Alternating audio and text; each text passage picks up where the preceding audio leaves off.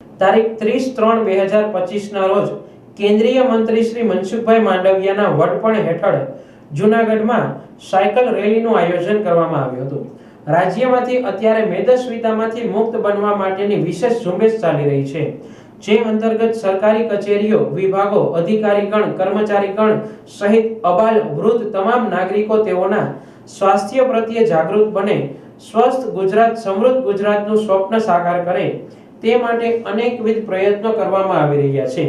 Sunday on cycle આ કાર્યક્રમ થકી નાગરિકો સાયકલ ચલાવવા પ્રત્યે ઉત્સાહ દાખવે તેવો ઉમદા હેતુ રહેલો છે।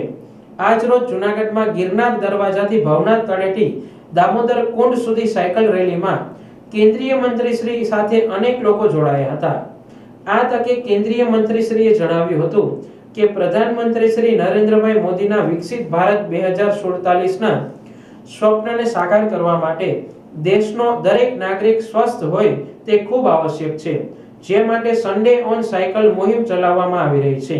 પ્રત્યેક નાગરિક રવિવારના રોજ 1 કલાક સાયકલ ચલાવે, જેનાથી તેમનું સ્વાસ્થ્ય સુધરશે।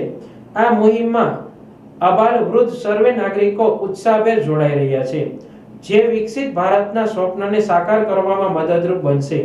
આ કાર્યક્રમમાં ડેપ્યુટી મેયર શ્રી આકાશ કટારા, ધારાસભ્ય Shri Sanjaybhai Koradiya, deputy municipal commissioner Shri Jadeja, નાયબ કલેક્ટર શ્રી ચરણસિંહ ગોહિલ, જિલ્લા રમતગમત અધિકારી શ્રી ભૂષણ કુમાર યાદવ, વિવિધ કચેરીના કર્મયોગીઓ અને બહોળી સંખ્યામાં શાળાના વિદ્યાર્થીઓ જોડાયા હતા।